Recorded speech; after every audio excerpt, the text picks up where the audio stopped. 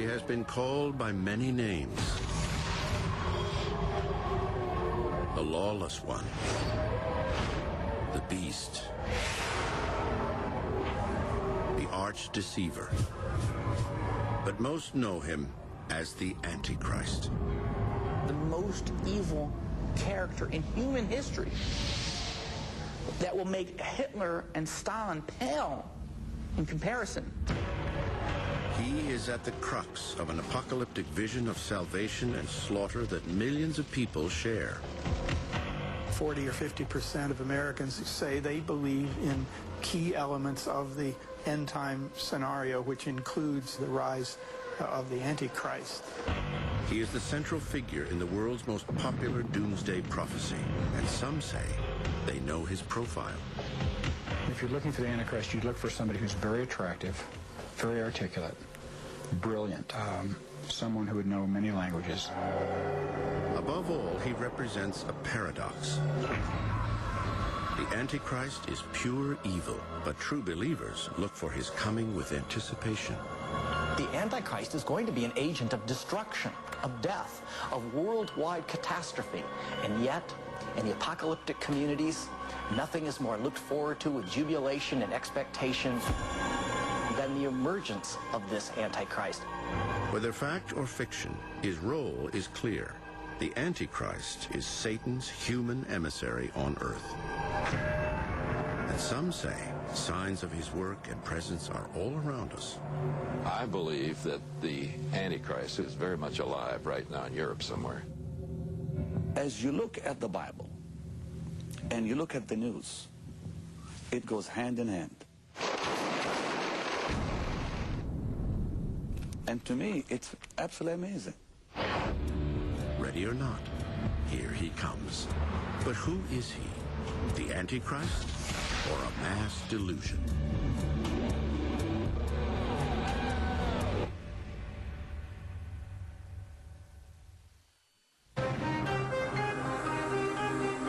The end of the world. For many of us, it's overwhelming. Something we hope is far off on the horizon, beyond the scope of our lives. For others, the end may be more concrete. A growing fear that a catastrophic event, perhaps a nuclear war, will make the planet uninhabitable. But there is another group of tens of millions of Americans for whom signs of the Antichrist and the end of time are welcome. That's because they indicate the second coming of their God. These Christians share a very specific, prophetic, apocalyptic vision of the end that begins with a miracle called the rapture. In an instant, those who are true followers of Jesus Christ, what the Bible says are born again, will be raptured, will be caught away into the heavens to meet Jesus in the air, and will be taken to heaven. Imagine a huge percentage of the world just disappearing. If true believers disappear right out of their cars are going to crash. Their planes are going to crash, and boats are going to sink. You've got chaos. Once the rapture happens, the worst period in human history happens. The rapture sets the stage for the Antichrist, who will appear as a savior and stabilize a world in turmoil.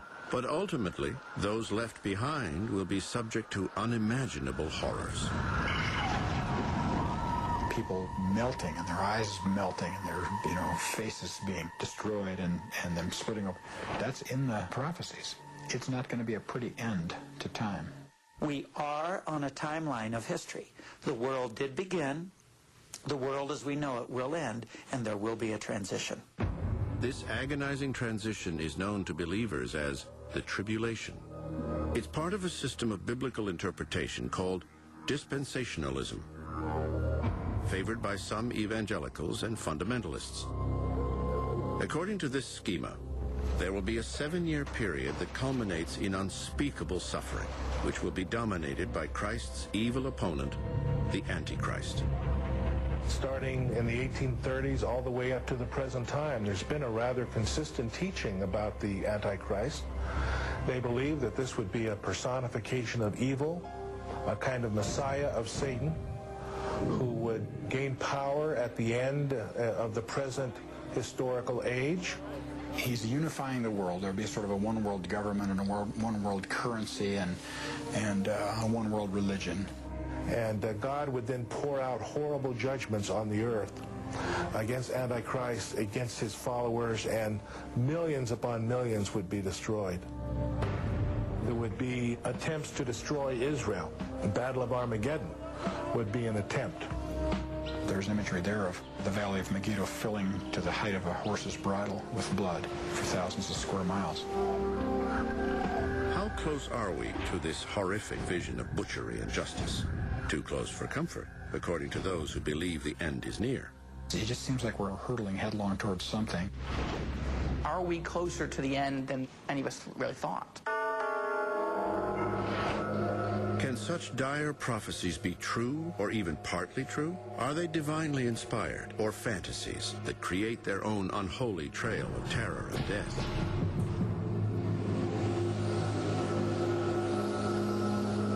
True or false, the roots of the Antichrist go all the way back to the beginning of recorded religion. The Christian notion of the Antichrist builds on the scriptures, which build on Assyrian and Akkadian texts from the region of modern Iraq at the time of Babylon. The great story is of Tiamat, the wicked, powerful serpent of the deeps.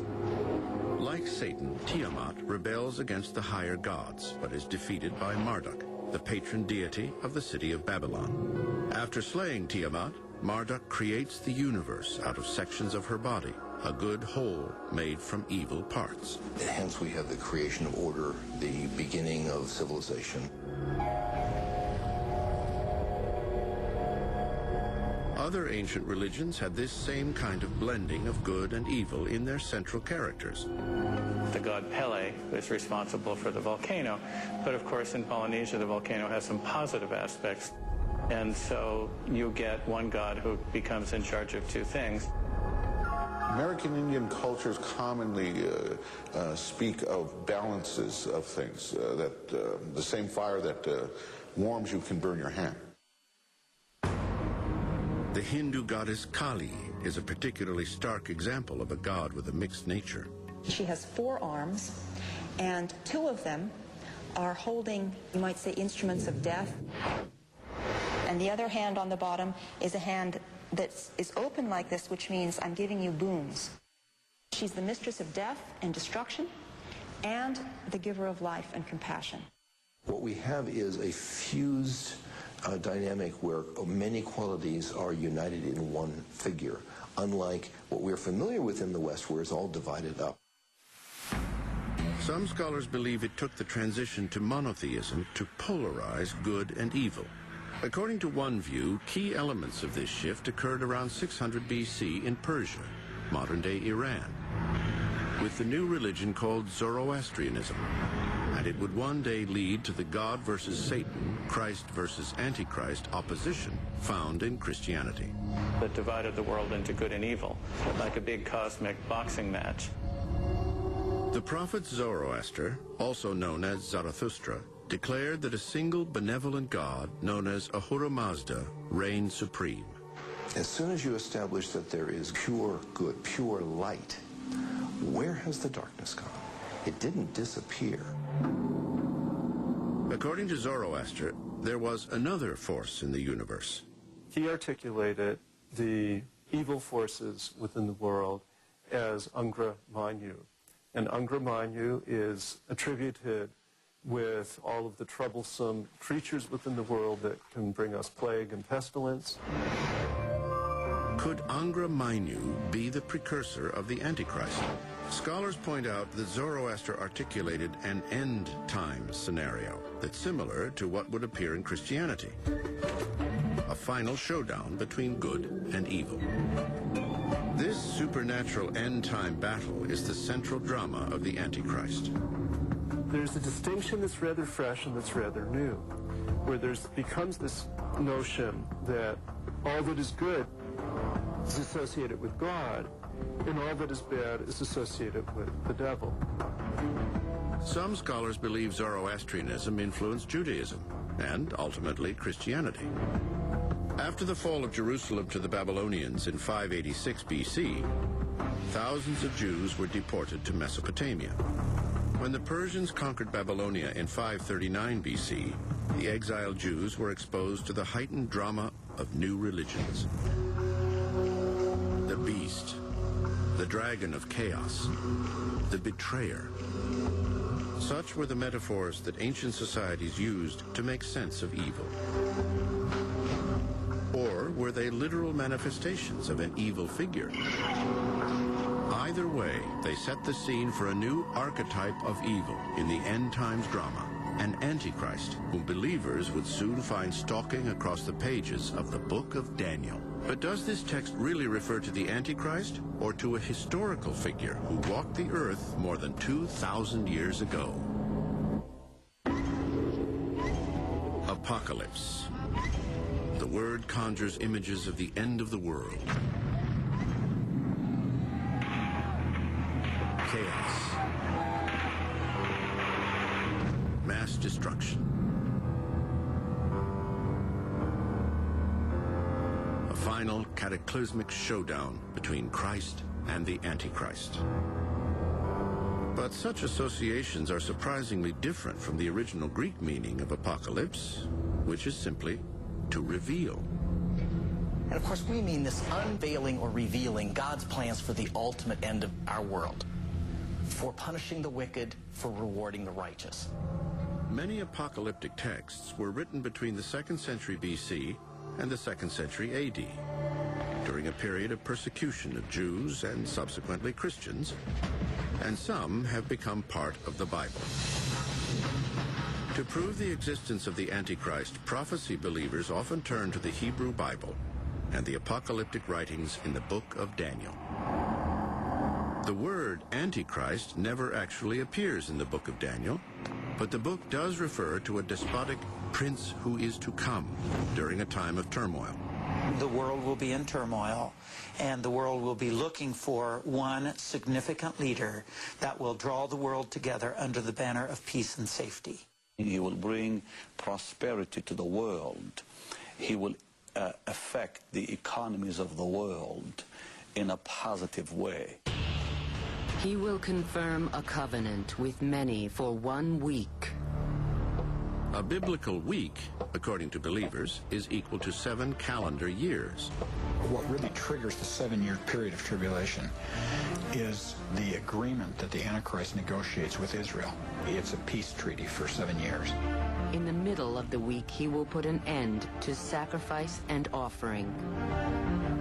3.5 years into that, he will break that treaty. He shall speak blasphemies against the God of gods. His ultimate characteristic is pride.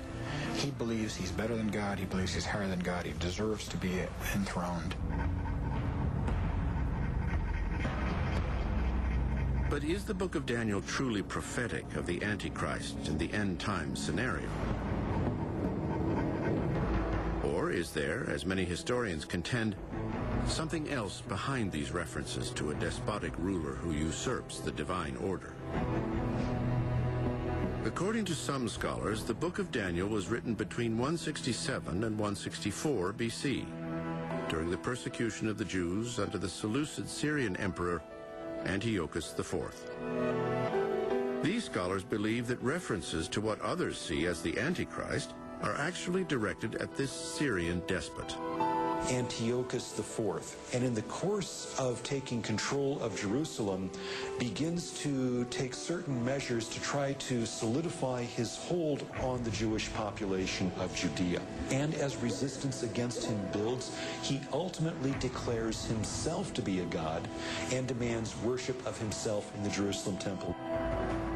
The Hellenized Seleucids had controlled Judea on and off after Alexander the Great's empire was divided up at his death in 323 BC.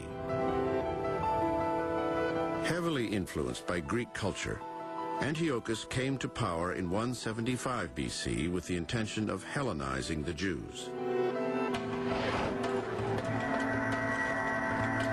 In 167 BC, Jews who refused to submit to Antiochus started a war known as the Maccabean Revolt. It's a perfect time to start expressing yourself with apocalyptic literature, because you can sort of hide what you're saying under the symbols, and yet people who read it, who are living in the time, they know who you're talking about when you're talking about this evil king. In Daniel 7, Daniel has a vision in which he sees the various mythological beasts coming up out of the sea. And these represent the different empires that had afflicted Judea. The beast, of course, is another name for the Antichrist, a tradition that begins here in the book of Daniel. After that, in my vision at night, I looked, and there before me was a fourth beast, terrifying and frightening and very powerful. But this beast, many scholars say, is metaphorical, a veiled reference to the immediate oppressors of the Jews. That it has iron teeth, which signifies that it's identified with the Greeks, who were always identified with iron in the ancient world. It has 10 horns that represent the succession of monarchs in the Seleucid Syrian Empire. While I was thinking about the horns, there before me was another horn, a little one, which came up among them. The horn had eyes like the eyes of a man, and a mouth that spoke boastfully. And this, of course, is Antiochus IV, portrayed as a braggart, portrayed as a little horn, and portrayed as subject to divine destruction. In Daniel's vision, God intervenes. I kept looking until the beast was slain and its body destroyed and thrown into the blazing fire. And then it then portrays the rest of the vision as an ultimate destruction of the king of the north, the Seleucid Syrian king, that in fact does not correspond to what we know happened historically. Judah the Maccabee did defeat Antiochus. But it's here that Daniel's scenario diverges from history. Many of Daniel's details concerning the defeat are inaccurate. And some scholars feel the book must have been finished before victory was complete in December of 164 BC.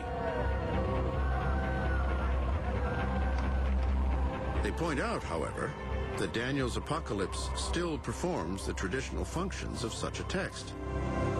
We get the three main notions. First of all, a portrayal of the persecution felt by this community. Second, a promise that those responsible for this persecution will be punished. And third, that there will be an exaltation of those who remain faithful. Prophecy believers dispute this historical reading of Daniel.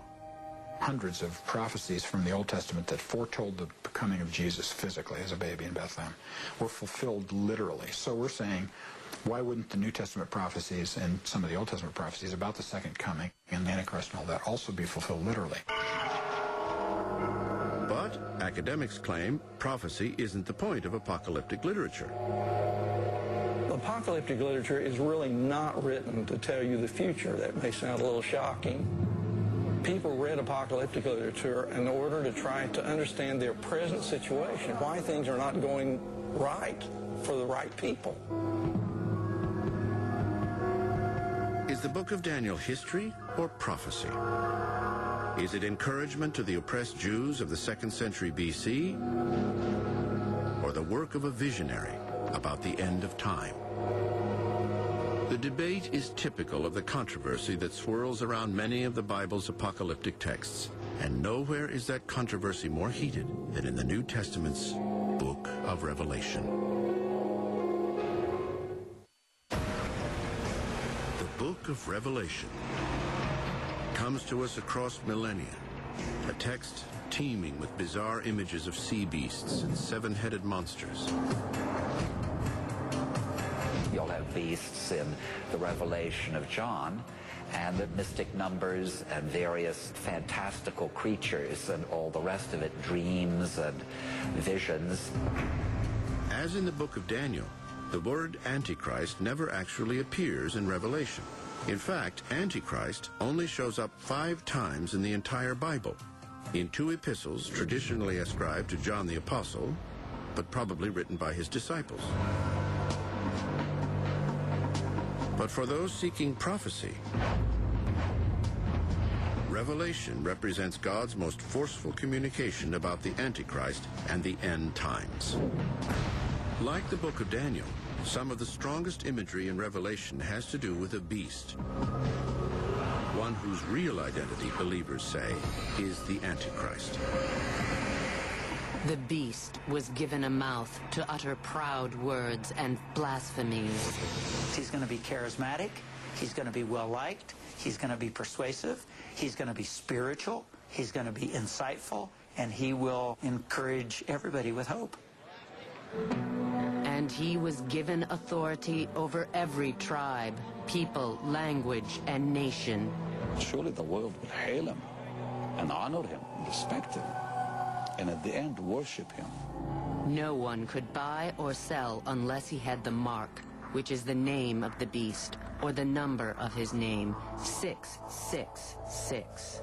He is going to require people to receive that number, and what I think it is a prefix that is added to their individual number. For instance, my Social Security number.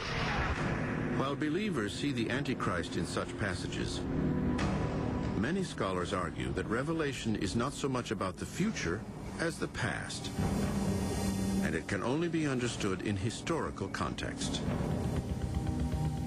It is believed that Revelation, the last book of the Christian Bible, was written during the 1st century reign of the Roman Emperor Domitian.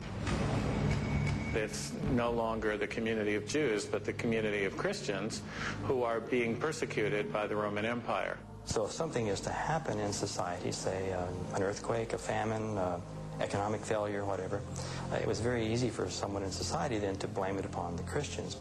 They saw the Antichrist everywhere in the culture. They saw the Antichrist telling them, in order to serve in the Roman army, you had to literally worship the statue of the emperor. Deliverance, meanwhile, was not forthcoming. New Testament texts like Thessalonians had prophesied that Christ would return within the lifetime of 1st century readers. Those prophecies were not fulfilled. It's now 2 generations since the death of Jesus, and the end hasn't come. The Antichrist helps explain why the end hasn't come. There's still demonic forces at work. It is in this context of perplexity and doubt about the second coming of Jesus that John of Patmos wrote the book of Revelation around 95 A.D. Exiled on the Greek island of Patmos for preaching the gospel, John addressed Revelation to 7 Christian churches in Asia Minor, or modern-day Turkey. Then I stood on the sand of the sea, and I saw a beast rising up from out of the sea. And we find out that one of the administrators of Satan's work here on earth is the beast from the sea. And of course, the Hebrew people never became seafaring people. They were a land-based culture. Anything that came from across the sea was foreign, and it was suspicious. It was usually evil. One of the heads of the beast seemed to have a fatal wound, but the fatal wound had healed. The whole world was astonished and followed the beast. It points specifically to the Roman Emperor Nero, who is believed to have committed suicide and who is then identified with this head that has this wound. Nero, of course, is a very notorious figure in the Greco-Roman world. Nero's wound was self-inflicted. He stabbed himself to death in the neck in 68 A.D. But 4 years earlier, he gleefully embraced the Antichrist role, nailing Christians to crosses, feeding them to lions, and burning them at night in his gardens. Nero blamed the Christians for the burning of Rome and tied people to poles and poured oil over them and used them as lighting, and just terrible things that he did. So powerful and terrifying was Nero that some believed he would rise Christ-like from the dead. There is a trajectory of understanding this text that Nero would return, as Jesus Christ was expected to return. More than implicating just Nero, Scholars argue that many passages in Revelation are also primarily about Rome. John uses three primary symbols to bring out what is really wrong or evil about Roman society as he sees it. And the first one, the sea beast. This portrays the coercive power of military and political might, which was bearing down upon the Christians at the time. Then I saw another beast coming out of the earth. He had two horns like a lamb, but he spoke like a dragon. The second form of evil that he sees is when religion is used in support of the evil state. And he uses this as the earth beast, and this would be also referred to later in the book as the false prophet. So it's religion used in a false sense. If you're being asked to go into the town square and put incense on a little altar and say, "Hail to God Caesar," but you don't believe that Caesar is a god, you've got a real problem there.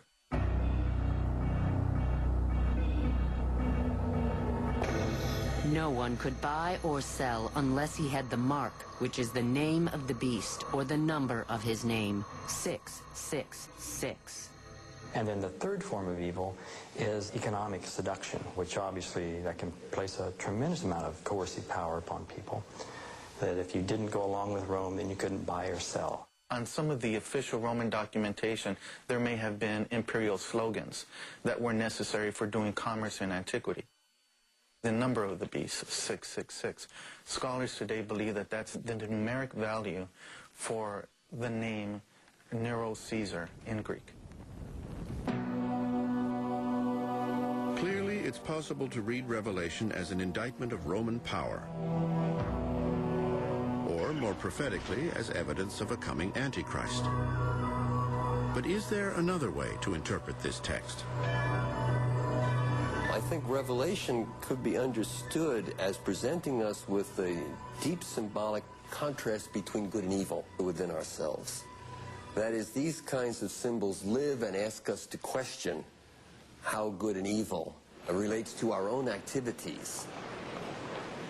What it does tell us is that often in history, the good people have bad things happen to them.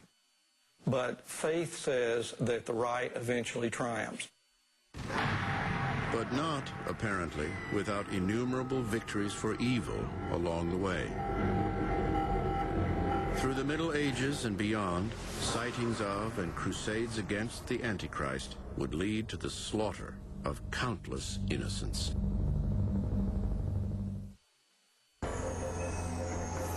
The word Antichrist has been used throughout history to demonize everyone from popes to presidents to pop stars. It has been a rallying cry and a death knell, triggering passions both deadly and divine. And yet, Antichrist, perhaps the most highly charged word in the Christian lexicon, is buried in the Bible, where it appears in minor passages just a handful of times. Probably coming as a surprise to most people, the word Antichrist only appears in about the two most obscure books that you can find in the Bible, 1 John and 2 John, two very short letters. According to scholars, these letters or epistles were written near the end of the 1st century A.D. During this period, Christians were fighting fiercely among themselves about whether Jesus, the Son of God, had actually existed in the flesh. And every spirit that does not confess that Jesus Christ has come in the flesh is not of God, and this is the spirit of the Antichrist.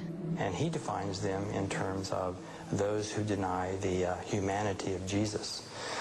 So we can see this writing is against the backdrop of the developing Gnostic version of Christianity. Gnosticism was a religious and philosophical movement that threatened to splinter early Christianity. The epistles of John portray those who do not accept Jesus as the Son of God or as somehow a human form, as somehow representing false doctrine and therefore representing an Antichrist figure. But how could the Antichrist sentiment in the epistles of John morph into an absolute evil, flesh and blood Antichrist? Think of the emerging figure of Antichrist as a kind of magnet, which attracts disparate texts and figures to gradually coalesce into a full-blown legend, which in itself is not present in the scriptures.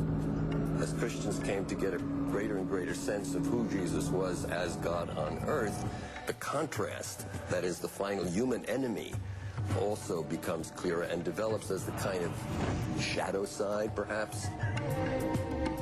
In the form of a man appeared the Savior, and in the form of a man will the other also come. For the first time, a flesh-and-blood portrait of an Antichrist emerges.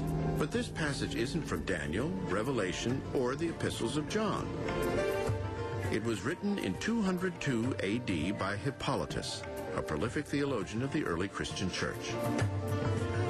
In his treatise On Christ and Antichrist, Hippolytus brings together ideas about the Antichrist that were prevalent in the early church, including a belief that would serve as a pretext for much bloodshed through the centuries.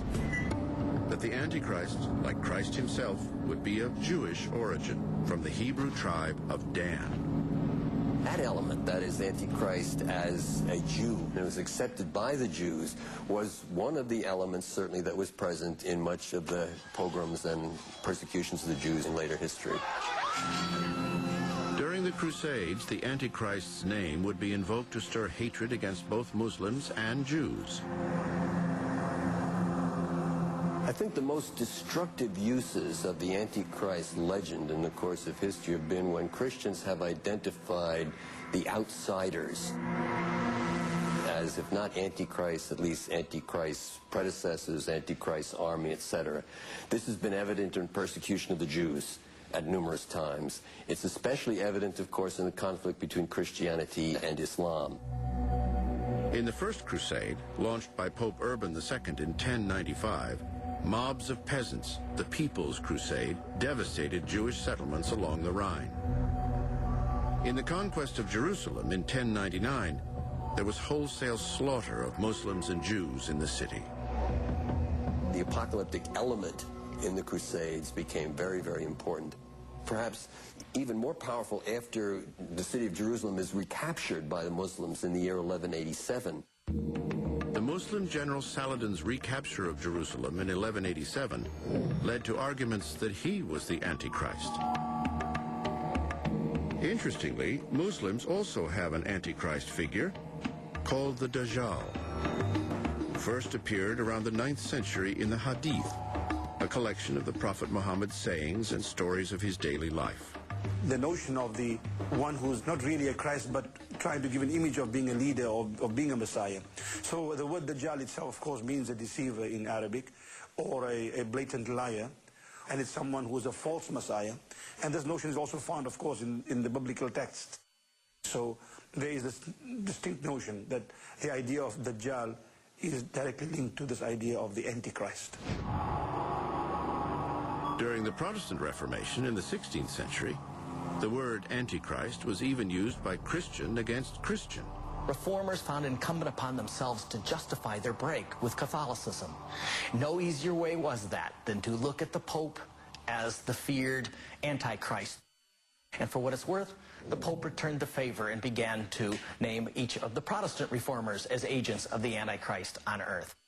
The power of naming the Antichrist proved to be highly seductive, especially as a form of prophecy. In the middle of the 16th century, Nostradamus, the famous French physician and seer, wrote enigmatic verses that interpreters say identify 3 Antichrists. The most famous of Nostradamus' quatrains about Napoleon is Century 8, Quatrain 1. And it says, Pau ne Laurent will be more of fire than of the blood. Pau ne Laurent are 3 small towns in southwestern France. And if you just simply move them around a little bit, they spell quite accurately Napoleon. Hitler was the second Antichrist. He's referred to as Hister, which is an old word for the Danube River. Although that may sound impressive, most critics caution that Nostradamus' prophecies are so hazy that they're bound to find a plausible fit as the centuries roll by. Like the quatrain in which Nostradamus identifies the 3rd Antichrist as an evil figure named Mabus. Creative interpreters of the quatrain have claimed that the last Antichrist is everyone from Saddam Hussein to Russian President Vladimir Putin. There's been a giant tale throughout history of what I call pinning the tail on the Antichrist.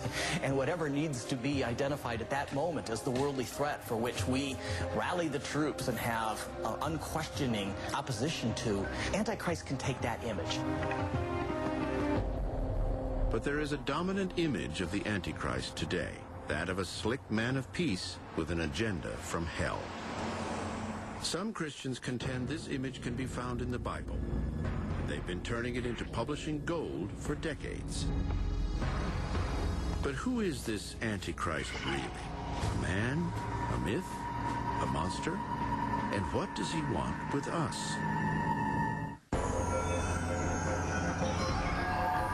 The story of the Antichrist has grown chapter by chapter, century by century. His identity, forged from ancient myth and highly symbolic biblical passages, has proven so durable that the name Antichrist has been on the lips of warring factions, oppressed peoples, and political rivals for centuries. To anticipate who and what a future Antichrist might be, you have only to look at what he has been. Will Antichrist be an external enemy, or is he an internal enemy in the church or even within ourselves? Will Antichrist be one, or will Antichrist be many? Will Antichrist be a terrible persecutor that we should dread, or is he fundamentally a religious deceiver? In a sense, Antichrist is all of these things, and each of them in various proportions as you sketch the history of the legend over 2,000 years. Whoever or whatever he is, belief in the Antichrist and end times prophecy is cresting once again. There's something in the air that people are fascinated with apocalyptic events and with a sense that that real evil is rising, and this clash between good and evil may be reaching a cataclysmic moment.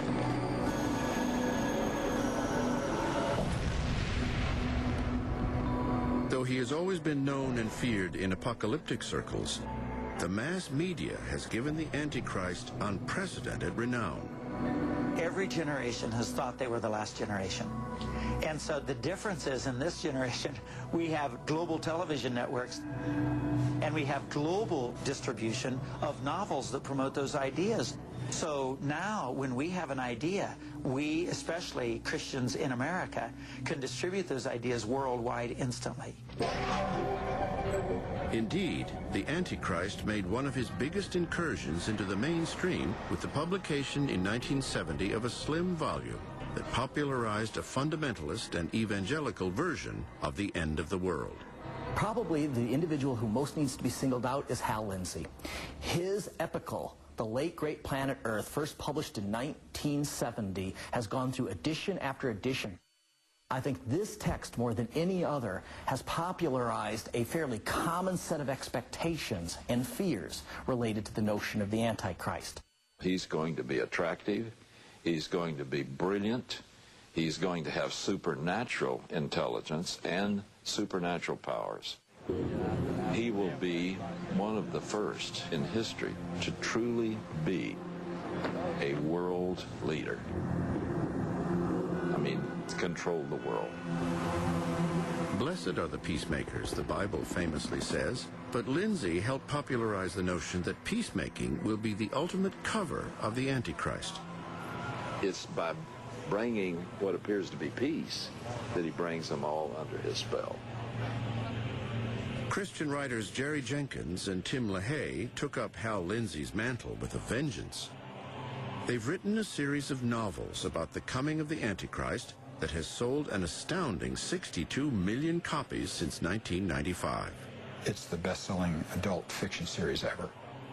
And here we are, evangelical writers writing for a Christian publisher with an overtly evangelical story.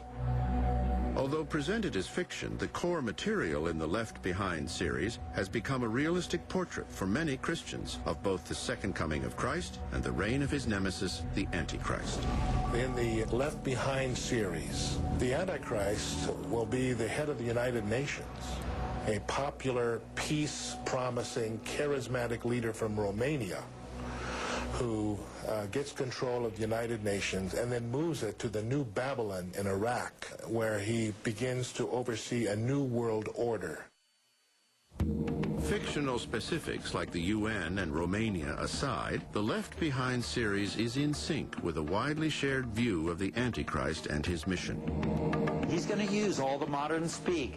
We love everybody, everybody's good, everybody's okay, let's all join together and be one. And the average man and woman are going to look at him and say, this guy is a great guy. Antichrist would actually bring about a peace treaty in the Middle East, and the Jews would rejoice. They would rebuild their temple in Jerusalem and experience a new revival of Jewish hegemony and security and peace in the Middle East. At that point, according to the dispensationalist plotline, exactly 3.5 years into his reign, the Antichrist will bare his fangs. He doesn't try to pretend to be a nice guy anymore. He just rules the world with an iron fist. He would enter the new temple in Jerusalem, declare himself to be God, and demand worship, and put to death all those who refuse to acknowledge him. Receive his mark, the mark of the beast, on their forehead or hands. And he lets go a horrible Holocaust against them. What modern dispensationalists say would be the worst persecution in the history of the Jewish people. Jesus, when he returns, he comes as a rescue operation. Because if he didn't come at the moment he's going to come, there'd be no one left alive. So it's at the second coming of Christ, at the end of this tribulation, that Antichrist is defeated, his forces are defeated, the surviving Jews receive Jesus as their Messiah finally, and Jesus sets up David's throne in Jerusalem. Not surprisingly, this elaborate scenario isn't for everyone. It's a frankly supernatural worldview, so that rather than try to understand our own involvement in events or the ambiguities of life, it's all understood in absolute good versus evil terms. But if the apocalyptic texts aren't literal prophecy, what meaningful messages can they continue to convey? I think it also does answer to something very deep in the human condition, which is the attempt to make sense out of history and to find ourselves on the side of good in the midst of so much conflict. There is a whole dimension within ourselves, often that we're not even aware of. A shadow side that is filled with anger and revenge and all sorts of dark motives that we are often loath to acknowledge. And I think the invitation is always present to ask the question, what is the Antichrist within myself? What is the evil within? Determining whether the Antichrist is physically real, some kind of metaphysical energy, or entirely delusional, may ultimately be beyond our knowing. But what we can grasp is that the Antichrist looms ever larger on our horizon, his footfalls growing closer with each passing decade.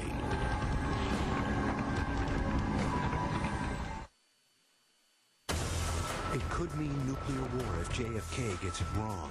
He needs a photo to prove the Soviets are building rocket sites in Cuba. Now it's up to a lone RF-8 Crusader to deliver the most important picture in the world. JFK and the Crisis Crusader on Man Moment Machine. Tuesdays at 10 p.m. on the History Channel.